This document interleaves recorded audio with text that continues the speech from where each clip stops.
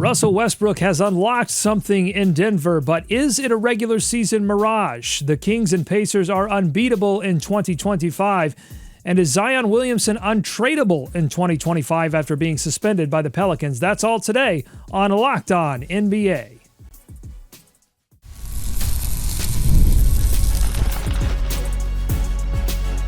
You are Locked On NBA, your daily NBA podcast. Part of the Locked On Podcast Network, your team every day.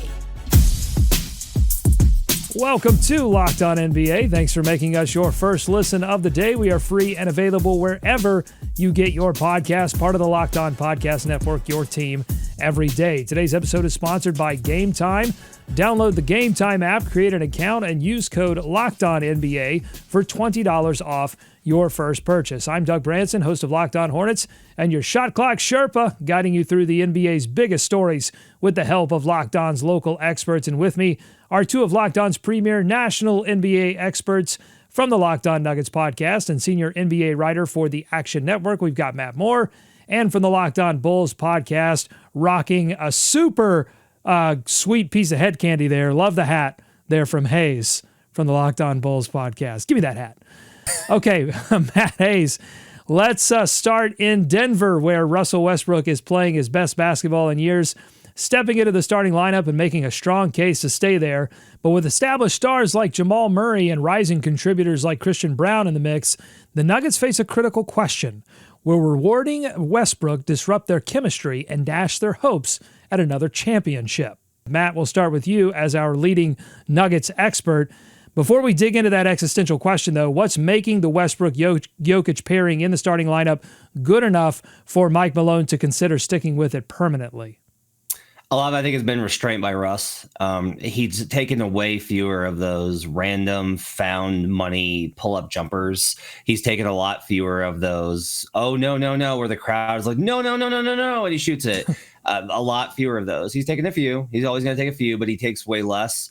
In part, I think, because he knows that if he just trusts Jokic, he's going to get a better shot out of it for somebody on the team. I said this the other day, and people were kind of confused by why I said it. They want to create the same kind of basketball. And what I mean by that is, like, you can create like all sorts of different types of hoop. Like, you can create ISO stuff. You can create, catch and shoot jumpers. You can create jacking up threes, all sorts of things. The Nuggets and Westbrook and Jokic want to create the same type of basketball, which is clean looks off of action, usually at the rim. Their ability to pass inside tight spaces in the lane is really incredible. Watching this two together has been way more fun than I thought it was going to be this season. Yeah, I think that it's worked because of the balance and because of Jokic and the way that he creates. I think it just works for these two players. And it's been good basketball to watch, and it's gotten the best out of Russ. And, we had a conversation not too long ago. Like, if Russ keeps playing like this, I think this is a conversation you had, I think, actually, when Doug was out. But, like, if Westbrook stays with the Nuggets and he keeps playing like this and they keep playing together, they're just going to both keep rising up the triple-double standings. So. All right, let's go out to Ryan Blackburn from Locked On Nuggets with more analysis on the Westbrook-Jokic pairing. I think that Russ has earned the opportunity to stay there. He has played tremendous basketball, and it's, I think, very important to reward a guy like that. This is not a demotion for Christian Braun. This is another guy really elevating himself in Russell Westbrook, and I think putting too much pressure on the coaching staff and saying, hey, I have been too good to not be here. And he's a veteran. He's somebody who I think the team now really trusts. He's established himself. It's taken time, and he has put in the time every single game. Matt, he's played every single game. And that is, I think, a very important factor in this. His consistency has been tremendous. And when Murray has been inconsistent, to say the least, you want somebody that can consistently put pressure on the opposing team in ways that Murray sometimes will do more of than Westbrook, and sometimes will do less. Okay, let's get to the critical question here. Hayes, I already know Matt's answer to this question because I listened to Locked On Nuggets. Can Denver win a championship in the year 2025 with Russell Westbrook as a starting point guard? Yeah, absolutely. I mean, yeah, it's possible. I'm not saying that I'll pick them to be the favorites or anything, but I do think it's possible because of the overall talent that they have on this team and how the balance works out. And part of that balance is Jokic and his ability to create, his ability, the gravity that he has as an NBA player, and Russ can feed off that. So yes, I do think it's possible. I have to get into where the chances I would give them, but I do think it's a possibility to happen. By the way, same hoodie as in that clip because I really like this hoodie and I put it back on for this morning show. But I said I don't know. The big key here is trying to avoid getting cold take about Russell Westbrook is really tough.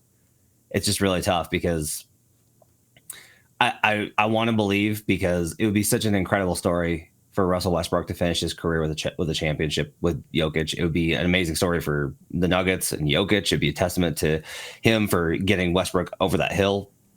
But in the playoffs, they find your weakness and they exploit it. And they're going to find ways to dare Russ more and more to shoot. And until I believe that they can have a counter for that, I'm always going to be like, yeah, I don't know. Here's some insight from Mike Shear of Basketball Poetry. He wrote about the Westbrook pairing and his latest article on his Substack. He also writes for the Locked On Daily newsletters. Make sure to subscribe to those at lockedondaily.com. He writes this: on the other side of the court, I once described Westbrook's defense as making mean faces and running in random directions. But that was the old Russ. Present-day Westbrook has been sometimes awesome, occasionally abysmal, but surprisingly solid overall. Is that your take on his defensive effort and his defensive abilities at this age, Matt? He's been awesome. He's been incredible. He's ferocious and just attacks, and it's something the Nuggets desperately need. Like, their perimeter defense is horrible. So having a guy who attacks the way that he does, he makes so many plays, and I always say that there's kind of positional defense and there's playmaker defense. He makes a ton of plays consistently. And it's really awesome to see a player who basically gave up on defense for about 8 years of his career because he took on so much of an offensive burden, really reinvest at this point in his career. Russ has been incredible on defense. Okay, let's move on to the New Orleans Pelicans. They nearly knocked off the Boston Celtics in a return game for Zion Williamson. Wait a minute, didn't he already return from injury? Yes. This was a return from a one-game suspension for being late to team activities, including a team flight. In a statement, Zion Williamson apologized and promised that it would not happen again. Let's head out to Locked On Pelicans host Jake Madison for his take. Good on the team for suspending Zion and taking a bit of a stand here. I don't think it is that big of a deal in the long run. I definitely think they should have done it. I've even reported on here in other places that Zion, would be late, would fall asleep during some film study and film review that they do as well. He just hasn't been the professional that you want him to be. And every time we think he's turning a corner, you have a moment like this that's, one step forward and then 2 steps back. For Zion, for the team, it was the right thing to do. Take a stand here and be like, enough. I don't think it is, but could be the first step of a team kind of using a PR campaign to just move on from him, right? Like, yeah, we suspended Zion because he's been late a bunch. And we don't want to deal with this anymore, so we're going to trade him. Okay, Hayes, obviously a little speculation there on Jake's part, and he doesn't even believe that that's what it is, but it wouldn't be out of the realm of possibility or out of the norm for that kind of thing to happen. If this is a PR campaign, does it risk backfiring and limiting the return or make it impossible to move Zion Williamson altogether?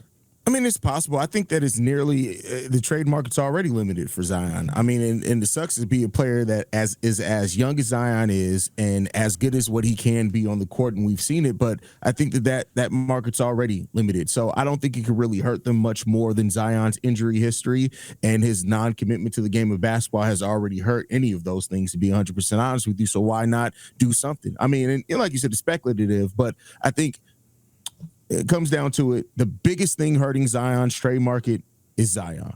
So I'm not really knocking the Pelicans for much. I don't think it hurts them here just because there's so many knuckleheads across the NBA that it's like, well, okay, we can have this knucklehead or a more talented knucklehead. Which one do we want more? What I will say is, like, this stuff is really disappointing. It's such a bummer that a guy with this kind of talent doesn't get it. Like, and for me, I'm pretty hardcore on these type of things. If you're late for meetings as a player that makes the money that he does, with the pressure and the way that it takes so much work. That's the biggest thing that guys from Team USA come back saying. I didn't realize how much work the great ones put in. And maybe if he has that experience, maybe that would change for him. But until there's a drastic change, Zion Williamson can't be your best player on a championship team. Zion Williamson can't be your best player on a finals team. Zion Williamson can't be your best player on a conference finals team because he doesn't put in the work. And if you don't put in the work in the NBA, you're going to get eaten alive. And it's sad, but I'm out if that's how Zion's going to approach the game. All right, coming up on Locked On NBA, two teams putting in a lot of work to start 2025, the Indiana Pacers and Sacramento Kings, both on hot streaks. Are they sus or sustainable? And we talked about New Orleans possibly losing some leverage on a Zion Williamson trade. Has Jimmy Butler lost all of the leverage in his quest to get a max extension? All that and more on Locked On NBA. Today's episode of Locked On NBA is brought to you by Ultimate College Basketball HC. I want to take a moment to introduce you to a brand new mobile game that I'm really excited about. It's called Ultimate College Basketball HC. If you've ever dreamed of being a college basketball head coach, this is your chance to step into those shoes. In Ultimate College Basketball HC, you control every detail of your program, from recruiting players to hiring the coaching staff to overseeing training camps, handling NIL deals, and managing scholarships. It's all in your hands. And when it comes to game time, you get to draw up offensive plays and set your strategy. The way you play won't just affect the current season, it's going to shape the future of your school's basketball program. It's a game that lets you feel the full weight of what it means to be a head coach and lead your team to glory. Here's a special offer for Locked On NBA listeners.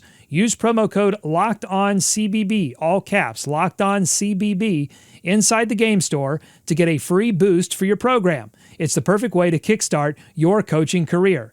To download Ultimate College Basketball HC, just visit ultimate-cbb.com. That's ultimate-cbb.com, or you can look it up in the app stores. Ultimate College Basketball HC. Begin your coaching legacy today. Today's episode is also brought to you by Game Time. Win or lose, rain or shine, there's nothing like being there in person at a live event. Whether it's a big game or a concert or a comedy show, Game Time makes it easier than ever to find great tickets at amazing prices. With their new feature, Game Time Picks, you can skip the endless scrolling and get right to the best deals on incredible seats. It's all about saving you time and money while finding the perfect tickets. Plus, you can use the super deal option to score top-notch seats at unbeatable prices. Game Time also gives you features that make buying tickets stress-free, like all-in pricing. You toggle this feature on, no surprise fees at checkout, and you can get a panoramic seat view so you know exactly what your view is going to look like before you buy. Take the guesswork out of buying tickets with Game Time. Download the Game Time app, create an account, and use code LOCKEDONNBA, LOCKEDON NBA, for $20 off your first purchase. Terms apply. Again, that's code LOCKEDONNBA for $20 off. Download Game Time today. What time is it? Game time. It's time for more Locked On NBA. Thanks for making Locked On NBA your first listen every day. Your favorite NBA team has a free and daily newsletter. Go to LockedOnDaily.com and subscribe to stay up to date with local expert analysis and amazing writing from Katie Heindel, Mike Shear, and Locked On Fantasy Basketball tips from Josh Lloyd. Okay, we've got two teams that looked absolutely cooked in 2024. Now they're suddenly looking like tough postseason outs in 2025.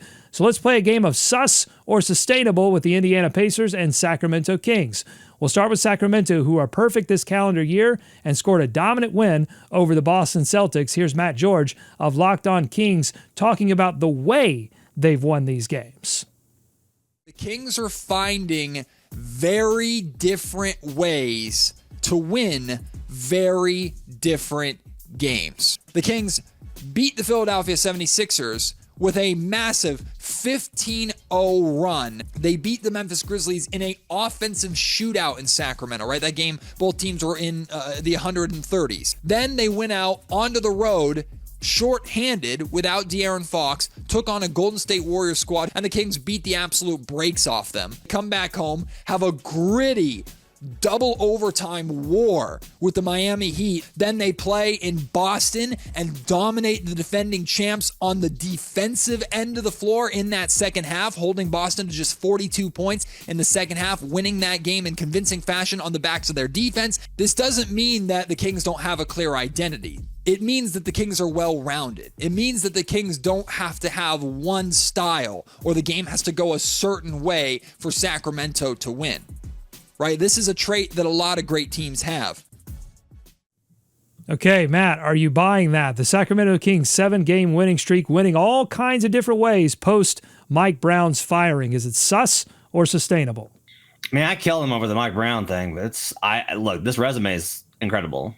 They've got wins over Memphis. They've got wins over the Golden State Warriors. They've got wins over the Boston Celtics. And, you know, I may have been right about the Celtics being a little bit more vulnerable than people thought. But, man, this is an incredible run for the Kings. The defense is the biggest thing here. They're 4th in defense over the last 2 weeks. 4th for a team that couldn't stop anybody. And I was like, oh, come on. Keon Ellis is not going to make that big of a difference. Yeah, it's made that big of a difference. Keon Ellis literally has the best on-court, off-court net rating on the team. It's been amazing. I don't know if this is going to last, but I think it's a really great stretch of basketball for them. And if we're talking about sus or sustainable, it's not fake what they've done. It's just carrying this level of play through the end of the season with this roster. I'm suspicious of, but I'm not going to go ahead and call it sus. Hayes. Yeah, I'm going to call it sustainable as well. When you look at the Kings, even throughout their losing or whatever, they still have one of the more efficient offenses in the league. Over the last 5 and 10 games, they've been top 10 in net rating in offense, and also top 5 over the last 5 games, top 12 over the last 10 games. And I think with that efficiency, like you can sustain winning with that, especially with the way that their offense was playing already. So I look at this and I say that this was a team that was going through some growing pains. I've always said it since we basically started this show. There's always going to be a bit of a curve when you're playing with DeMar DeRozan. Not blaming it all on DeMar, but if you figure out and you come out on the other side of that curve, you have 2 of the best clutch players in the NBA in De'Aaron Fox and DeMar DeRozan. It looks like they're figuring it out. So I'm going to say that it's sustainable because I think that offense is so good. They just have to be middle of the pack, maybe even slightly below or defensively. If they can maintain that, they're going to be an extremely tough out in the playoffs. Yeah, and they got a few of those wins shorthanded without De'Aaron Fox. So, yeah, they have been playing very well. Let's move to the Indiana Pacers, also playing good defense. They're 13-4 in their last 17 games. They've won 6 in a row, all by double digits, including last night's win over the Cavaliers that broke their league-leading 12-game winning streak. Here's Tony East from Locked On Pacers with more on what's behind Indy's suddenly hot streak. Told me before this game the Pacers held the Cavs 93 points, I'd have been stunned, and they did it. Terrific on that end of the floor. And over their last 15 games in the NBA, the Pacers defense is 8th in the league. That's a remarkable. In their 6-game win streak going on right this second, which again does not feature like a murderer's row of opponents, but in that stretch, they're 2nd in defense. Only the Thunder have been better than the Pacers in the last 6 games.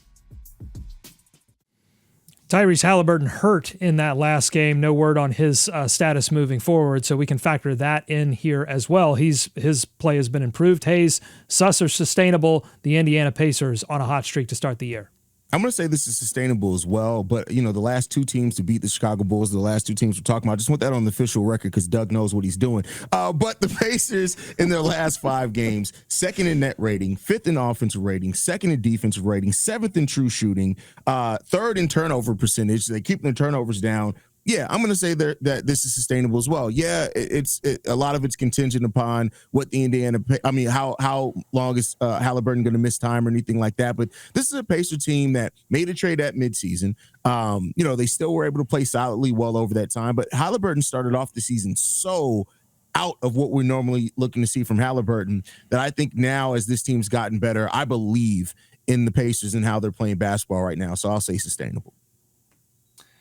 I don't think the defense is sustainable. We just don't have enough of any sort of evidence to believe that the defense is going to hold. I'll say that's sus. I think it's like they play hard for a while and then they get back to Pacers basketball. Halliburton tightness is what Carlisle said post game in his hamstring. So I'm hopeful that means that there wasn't an actual injury. It doesn't sound like there was an injury, just wasn't feeling good, so they pulled him. But I will say this: if you look at their strength of schedule, man, once they get into February, it drops off a cliff in terms of it getting weak. So they're through the hard part of their schedule in terms of strength of schedule. And the projections on their strength of schedule are extremely weak. It's going to make for a fascinating run because you're looking at the Eastern Conference and we're running out of spots for everybody to get in. And that to me is going to make for some very interesting questions as we get into post All-Star and into April. We sort of shrugged at the Thomas Bryant deal that I believe kicked off trade season. I think that was one of the first deals to get done, but he's getting like significant role player minutes and seemingly playing well on both ends of the floor. He's terrific. And look, he's been good in other places. He was good in Washington. Like the Nuggets didn't play him because Michael Malone doesn't trust people and he had a bad game. And then he was in the doghouse, and then like there's all these kind of spots that you just have to find the right location. And Carlisle's giving him an opportunity because they need another big. And so with Bryant playing like this, I think that's a great point, Doug. It's a huge boost to them. All right, very quickly, but this is a bonus reverse sus or sustainable because usually we kind of go positive with sus or sustainable and ask if it's suspect. I'm going to go negative here and talk about Giannis and Dame combining for 46 points, but the Bucks lose again to a really good team. They've been beaten handily by the Knicks twice now. They've lost to several other good teams lately. Hayes, is the struggles for the Bucks to beat good teams, is that sus or is that sustainable? I'll say it's sustainable because like we saw this a little bit at the beginning of the seasons for the Bucks. Well, I still think that they're much better than what their record early in the season. Like they're closer to what I thought they were going to be. They're basically exactly where I thought they were going to be. But them struggling to beat good teams, that doesn't surprise me at all. Not even a little bit. They're 3-9 versus top 10 offenses. And until yesterday, they were actually holding up pretty well on defense, but they're spending so much energy there that they can't do anything on the offensive end. I wrote a little bit about this on one of the Substacks. Like,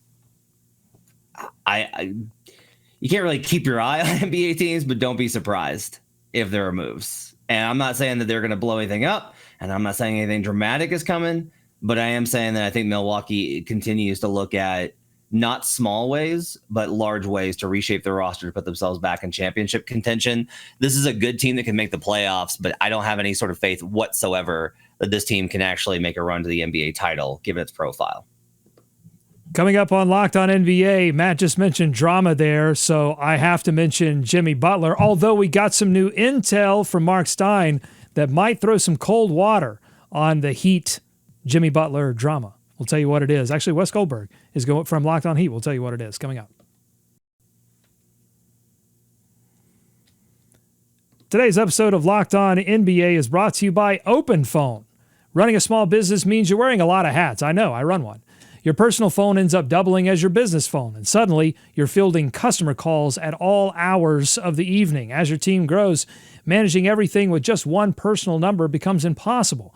That's where OpenPhone comes in. It's the #1 business phone system designed to help you keep work and personal life separate. For just $15 a month, the cost of just a few cups of coffee, you get complete transparency into everything happening with your business phone number. OpenPhone works through an app on your phone or computer and integrates with tools like HubSpot and hundreds of others. Plus, it offers AI-powered call transcripts and summaries, so you'll always have a detailed rundown of calls and action items. Missed a call? No problem. Automated messages are sent directly to your customer, so you never miss a chance to connect. Right now, OpenPhone is offering 20% off your first 6 months when you go to openphone.com/LockedOnNBA. That's OPENPHONE.com/LockedOnNBA for 20% off 6 months. OpenPhone.com/LockedOnNBA. And if you have existing numbers with another service, OpenPhone will port them over at no extra charge. Go check them out. OpenPhone.com/LockedOnNBA. Time for more Locked On NBA ahead. All right, it's trade deadline roundup time. On today's Locked On Heat, they discussed new reporting from Mark Stein with big implications on next steps for Pat Riley and Jimmy Butler. Sources reiterated to the Stein line this week that the Nets have no plans to pursue Butler in free agency, end quote. Not at all surprising necessarily, David, but now that we have confirmation of what we had expected, why would the Brooklyn Nets in the midst of a rebuild sign a 35 going on 36-year-old Jimmy Butler to a max contract? Never made sense. But this was sort of central in Jimmy Butler's leverage play is trade me because I can opt out and you can lose me for nothing. And I'm going to go sign that max contract somewhere else. And the Brooklyn Nets were really the only team that could easily create max cap space. If the Memphis Grizzlies, for instance, say, you know what, you're going to come here. We're not worried about you walking away and finding a max contract anywhere else, even though you've basically put it out to the media that you don't want to play for us. We could still offer you that max extension. We think you're going to take it no matter what, even if you don't want to be in Memphis, because we're the only team that can give you that much money, because Brooklyn's not going to give it to you in free agency and nobody else is. So I think all in all, this does just hurt Jimmy's leverage play a little bit here. All right, Matt, agree or disagree with Wes there? Has Jimmy Butler lost whatever leverage he had pre-suspension, and where do you feel like the story is going to go from here? No, he hasn't lost any leverage. The leverage is not like, oh, I'm going to leave in free agency, you're going to lose me. Like, the leverage is, if you keep me here, I will poison you and burn it to the ground. Like, that's the thing here. And so I don't know that he's losing leverage by the net situation. We'll see. I'll just say this. I need to see Josiah get through an entire summer without doing anything crazy with cap space before I buy into the idea that he's completely out on it. On the other end, like, I obviously trust Mark Stein's sources, but on the other end, I just think that Miami, somebody I think will eventually be like, all right, yeah, fine, we'll take Beal. And once that happens, that opens up it's going to be a multi-teamer. It's going to be 4 to 5 teams to get this deal done. But I continue to believe that that's like the most likely outcome here, is that Jimmy Butler winds up in Phoenix. Has Jimmy lost a little leverage? I mean, I think there was always that chance that the Miami Heat and Pat Riley decided to play chicken with this situation. I think that was initially where it seemed like it was going. But Jimmy also has that trump card in his back pocket of just being Jimmy Butler, being a wild card and causing complete and utter destruction and annihilation. And as long as you have that nuclear option that you're willing to go to, and we all know Jimmy Butler's willing to go to, any potential lost leverage he can easily regain just by making it uncomfortable in the Miami Heat organization. All right, more intel here. The Pistons are reportedly changing their priorities, moving from asset and bad money collection to looking for talent upgrades and keeping their books clean. Hayes, we're coming back to you. Is that the right move for the Pistons? All of this is always about timing. When do you start to make your move towards contention? Is now the right time for Detroit? No, I think that they like, considering where their season ended last year, they changed coaches. They've been playing much better. I don't think that this is the timing right now where they have to do anything. They can kind of see what the natural conclusion is to the season and make decisions in the offseason based off that and decide what they want to do. So while I'm not against, if they were to try to make some moves now, okay, cool. It makes some sense to do, but it doesn't hurt them to wait to the end of the season and then try to start making their moves based off however the season finishes for them. I mean, the bigger story is them not taking on the bad deals, because that was the story at the beginning of the season, is like, yeah, we'll be better this year, but like, we're not going to try and win. We'll still take on, I always call it money laundering. We'll money launder for you. And now they've kind of shifted away from that. They don't want to do that anymore. A couple interesting things there. To me, that means that Trajan Langdon, with his work of overhauling their roster, gaining a little bit more power. Completely unrelated note, Arn Tellem, former agent, is the vice chairman of the Detroit Pistons. Matt Tellem, his son, is the assistant general manager of the Phoenix Suns. And then this news comes out. Interesting. We need the Wendy pointer fingers. What does that mean? What does that mean? Why would they do that? Okay, let's wrap up with some odds and ends. And our odds, of course, courtesy of our friends at FanDuel. FanDuel right now, their favorites to make the Western Conference playoffs are as follows: the Nuggets, the Wolves, the Mavericks, the Clippers, the Lakers, and the Warriors. Underdogs to make the West playoffs: Kings, Suns, Spurs. So, Hayes, we'll start with you. Pick one favorite that won't make it, and then pick one underdog that will make it.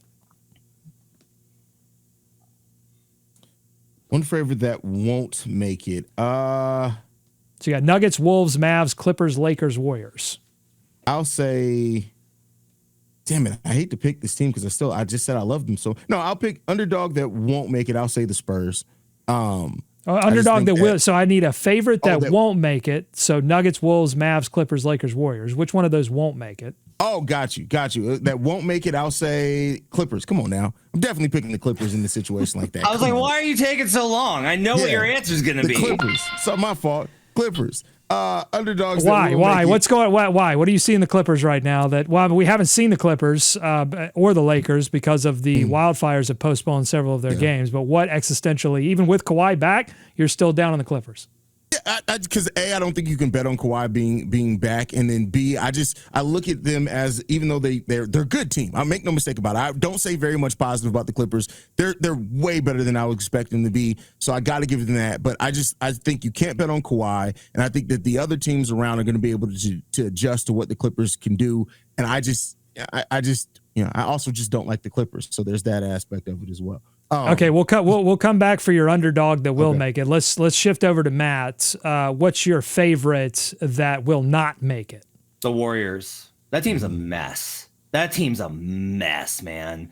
And like Kerr keeps being like, "There's a good team in there somewhere," and it's just not like maybe, man, but you can't win games. They have 3 different teams existing simultaneously on this squad. There's Steph and Draymond. There's the other random veterans they've put around them, and then there's the young guys. And none of them can really play together. None of it makes sense. They can't figure. We are at game 40, and they can't figure out who needs to start. It's a mess in Golden State. I think that this is the beginning of major change in the Bay. I don't think the Warriors are going to make the playoffs. They're going to miss. All right, Hayes, Kings, Suns, Spurs, those are the underdogs. Which one of those teams do you feel like will make it to the playoffs? Kings, because the reason we just talked about. I think when you look at the Kings, their offense, I just think that the Kings just have too much talent to not make it. Not to say that I don't think the Spurs can as well, because I do. They got Wemby there, and Chris Paul's playing really well for them. But I think that this is a Kings team that, much like kind of the teams in the East that kind of started off down, I think they're going to be right back where a lot of people expect them to be shortly after the trade deadline. I want to take the Suns to be, but then I realized it's not any fun because it's just like, yeah, the team with KD and Booker is gonna, and probably gonna, add Jimmy Butler is gonna make the playoffs. But I'll actually say Spurs. I believe in. I think this team is really good when it's got its stuff together, and I think that they are like one small move away. They're active in the trade market. They've talked to the Raptors about Chris Boucher. There's so many possibilities for them to add just like tiny pieces that shore up the rotation. And if they get there and they get everyone healthy, they're way better than they were to start the season, and they're going to be way better in April than they are now. I think the Spurs are a dangerous play-in team. I'll take Wembanyama to dominate a play-in tournament game. I like the Spurs to make it.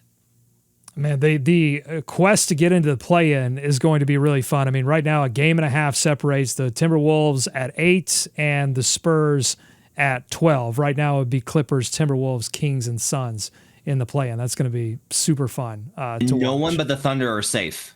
Everyone else is in danger. It's crazy. Yeah, it's nuts. All right, if you like what you heard today, subscribe to Locked On NBA wherever you get podcasts. That includes YouTube. Leave us a comment. Let us know what you think. Who's in, who's out of the Western Conference playoffs. And last week we read your comments, so stay tuned. We might do it again at the end of this week. Thanks for making Locked On NBA your first listen every day. Enjoy tonight's action. Be kind to each other. And we're going to see you right back here on Tuesday's edition of Locked On NBA.